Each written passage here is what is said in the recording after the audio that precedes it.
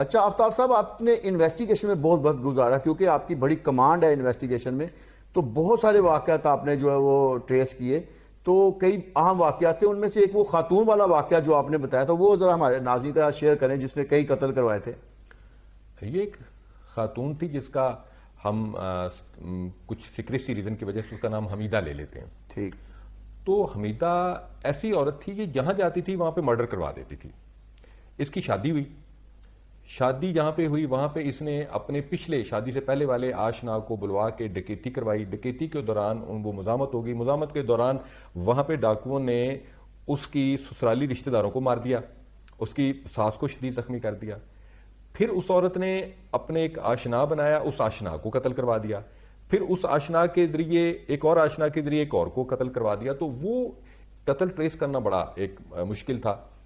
یہ بات درست ہے کہ وہ عورت بہت زیادہ خوبصورت تھی اور اپنی اس خوبصورتی کو ہتھیار کے طور پہ استعمال کرتی تھی، جس کی وجہ سے لوگ، جرائم پیشہ لوگ اس کی باتوں میں آ جاتے تھے۔ جب ہم نے وہ سارا موبائل فون ٹریکنگ کی اور اس تک پہنچے اور اس کو پھر انچارج انویسٹیگیشن جو تھے متعلقہ تھانے کے، وہ پکڑ کے لا کے انہوں نے بٹھایا، تو وہاں بھی اس عورت نے، جب میں پتہ کرنے گیا کہ اس کی انٹروگیشن کیا ہو رہی ہے، تو وہ محترمہ ایک کرسی پر بیٹھی ہوئی تھی اور ایک پولیس کانسٹیبل ٹرے میں چائے اور بسکٹ لے کے اس کے پاس آیا ہوا تھا کہ جی اس نے چائے کی فرمائش کی ہے۔ یعنی اتنے مرڈر اس نے کیا ہے اور اس کے ساتھ جی اس کی انویسٹیگیشن اس طرح سے ہو رہی تھی۔ تو وہاں پہ پھر میں نے سب سے پہلے میز کرسی وہاں سے ہٹوایا اور اس خاتون سے جب پراپر پولیس کے طریقے سے ہارڈ انٹروگیشن کی، تو انٹروگیشن میں پھر وہ ساری چیز کلیئر ہو گئی کہ وہ جو فوجی کا، ریٹائرڈ فوجی کا مرڈر تھا، وہ اس نے اپنے اس ساتھی کے ساتھ مل کر کیا تھا جو ساتھی بھی پکڑا ہوا تھا۔ تو وہ ہم نے اس مرڈر کو کلیئر کیا اور اس مرڈر پر پھر اس وقت جو سی ایم پنجاب تھے انہوں نے ہمیں سی ایم ہاؤس بلا کے کیش ایوارڈ اور انعامات دیے تھے۔ وہ ہمارے لیے ایک انعام سے زیادہ ہمیں وہ سیٹسفیکشن تھی کہ وہ جو مرڈر ان ٹریس تھا، ایک ماں کا بیٹا قتل ہو گیا تھا اور پتہ بھی نہیں تھا کہ اس کی لاش کدھر ہے، تو وہ ہم نے کیس بھی ٹریس کیا، ملزمان کو بھی جیل پہنچایا اور اس کی ڈیڈ باڈی جو مختلف علاقوں میں پھینک دی گئی تھی وہ تمام کی نشاندہی کر کے وہ 4 کیس وہ 302 کے درج ہوئے تھے علیحدہ، تو وہ سارے کیس ختم ہو کے اسی 302 میں یہ چالان ہوئے۔ ٹوٹل اس عورت نے کتنے قتل کیے تھے یا کروائے تھے؟ اس عورت کے ٹوٹل 5 قتل تھے جبکہ پرچے 9 ہوئے تھے۔ اچھا۔ وہ پرچے اس لیے کہ جب انہوں نے لاسٹ ٹائم اس نے اپنے آشنا کو قتل کیا تھا تو اس کے باڈی پارٹس لاش کے اس نے مختلف جگہوں پہ پھینک دیے تھے۔ بہت خطرناک خاتون تھی وہ خاتون، خطرناک بھی تھی اور خوبصورت بھی تھی، اور یہ کمبینیشن ایسا تھا کہ جس کی وجہ سے وہ قتل پر قتل کروائی جاتی تھی۔ اور پھر آپ نے پکڑ کے اس کو جیل بھجوایا؟ جی اللہ کا شکر، اس کو مکمل ثبوتوں کے ساتھ ہم نے چالان کیا تھا۔ اچھا آفتاب صاحب، آپ کی زندگی میں کئی واقعات آئے ہوں گے، کئی ایسے بھی جس میں آپ نے دیکھا ہوگا کہ نیچر کا جو قانون ہے اس نے ملزم جو چھپا ہوا تھا اس کو بھی دوبارہ بے نقاب کر دیا، کوئی اس طرح کا واقعہ ہمارے ناظرین سے شیئر کریں۔ دیکھیں بٹ صاحب، یہ واقعہ میں پاکستان سے باہر اس کی میں نے انویسٹیگیشن کی تھی۔ جب میں یو این مشن کے مشرقی تیمور میں ایز انویسٹیگیشن آفیسر کام کر رہا تھا، تو وہاں پہ اگین بات آ جائے گی وہ پینڈنگ فائلوں والی۔ وہاں پہ جتنی پینڈنگ فائلیں پڑی تھی 302 کی، وہ ساری میں نے ان پر گرد جھاڑی اور ان پر کام کرنا شروع کر دیا۔ تو ایک پینڈنگ فائل ایسی نکلی کہ جس میں ایک بوڑھی عورت کو، 65 ایئر اولڈ عورت کو پیچھے یہاں پہ تلوار مار کر مرڈر کیا گیا تھا اور اس کی ٹریسنگ نہیں ہو رہی تھی۔ تو میں نے وہ کیس فائل نکالی، میں اس علاقے میں گیا جہاں پہ وہ مرڈر ہوا تھا، وہ سارا چیک کیا، تو وہاں پہ ایک عجیب انکشاف سامنے آیا کہ اس عورت کی کسی کے ساتھ دشمنی نہیں تھی، مارنے کے دوران کسی قسم کی کوئی چیز نہیں لوٹی گئی، اس عورت کا کوئی کسی قسم کا اور مسئلہ بھی نہیں تھا۔ تو پھر مسئلہ کیا تھا؟ پتہ چلا کہ اس گھر میں اس عورت نے کچھ پراپرٹی بیچی تھی، اس پراپرٹی کے پیسے گھر میں پڑے تھے، اور اس کا ایک بیٹا جو بڑا بیٹا تھا وہ کہتا تھا کہ یہ میرا حصہ مجھے دو تاکہ میں اپنا گھر بناؤں۔ وہ عورت نہیں چاہتی تھی کہ یہ گھر ٹوٹے تو اس کو پیسے نہیں دے رہی تھی۔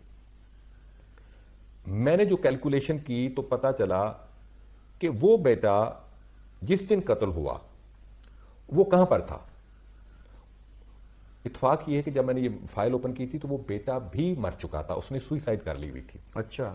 جس کی وجہ سے اس متوفی عورت کی بہو اور اس خودکشی کرنے والے بندے کی بیوی سے جب میں نے انٹرویو کیا تو اس کیس کی ساری گتھیاں سلجھنا شروع ہو گئیں۔ جس دن یہ مرڈر ہوا اس دن وہ بندہ واپس آیا، واپس آ کے اس نے اپنے کپڑے خود دھوئے، بیوی کو نہیں دھونے دیے۔ دھونے کے بعد اس نے وہ خود خشک کیے اور وہ لمبا لیٹ گیا ہے، اور جب پتہ چلا ہے کہ اس کی ماں مر گئی ہے تو وہ جائے وقوع پہ بھی نہیں گیا، لیکن اس مرڈر کے بعد وہ گمسم رہنا شروع ہو گیا، اور گمسم رہنے کے شروع ہونے کے بعد اس نے اپنی وصیت لکھی کہ اگر بیٹا پیدا ہو، کیونکہ وہ شادی ہوئی بھی تھی تو اس کا جو بیوی تھی وہ پریگننٹ تھی، کہ اگر بیٹا پیدا ہو تو اس کا نام میری ماں کے نام پہ رکھا جائے، اور بیٹی پیدا ہو تو پھر وہ بھی نام میری ماں کے نام پہ رکھا دونوں جائے۔ صورتوں میں؟ دونوں صورتوں میں ہم فرض کر لیتے ہیں کہ اس کی ماں کا نام ادریانہ تھا، تو اس نے کہا کہ اگر بیٹا پیدا ہو تو اس کا نام ادریان رکھا جائے، اور بیٹی پیدا ہو تو ادریانہ رکھا جائے۔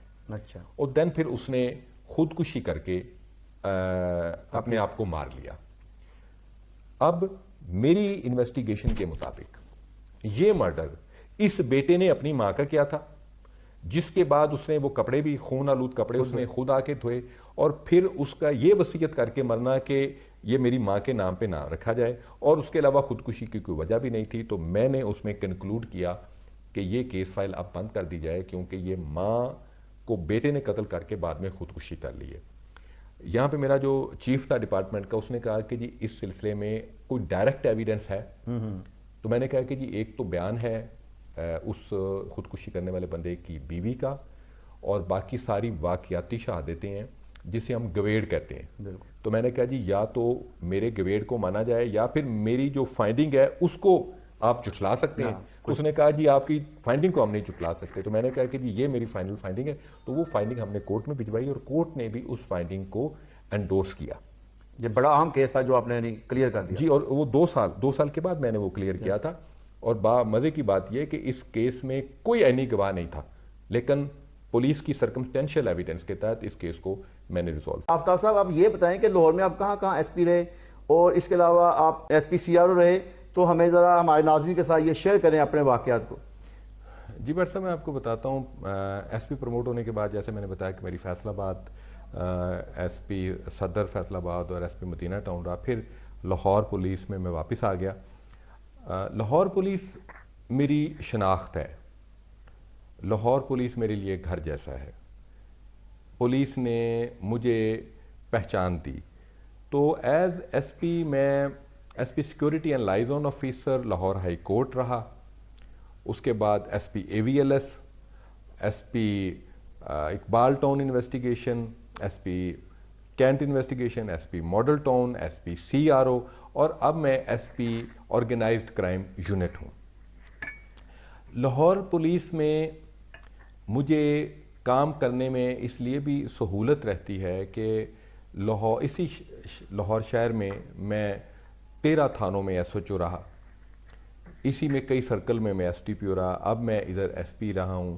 اور بٹ صاحب، میں آپ کو ایک اللہ تعالیٰ کے فضل و کرم سے یہ میں بات کرتا ہوں، آن کیمرہ بات کر رہا ہوں، الحمدللہ میں پورے اپنے پولیس کیریئر میں کبھی سسپینڈ نہیں ہوا۔ اچھا، یہ تو بڑی اہم بات ہے۔ نہ کبھی میں، اللہ تعالیٰ نے مجھے ہمیشہ اپنی حفاظت میں رکھا، میں لائن حاضر نہیں ہوا، اور اس کا راز صرف ایک تھا، میں ہر اس بندے سے بڑا مجھے خوف آتا ہے جس کی سفارش نہ ہو اور جس کا سہارا کوئی نہ ہو۔ کیونکہ ایک دفعہ میں ایک پوسٹڈ تھا، ایس پی اقبال ٹاؤن تھا، تو ایک بزرگ آدمی آئے، غریب آدمی تھے، پاؤں میں جوتے بھی ٹوٹے ہوئے تھے، تو داخل ہو کے انہوں نے کہا کہ سر میری سفارش کوئی نہیں ہے۔ میں کہا بابا جی تانوں پتہ ہی نہیں تہاڈی کڈی وڈی سفارش ہے۔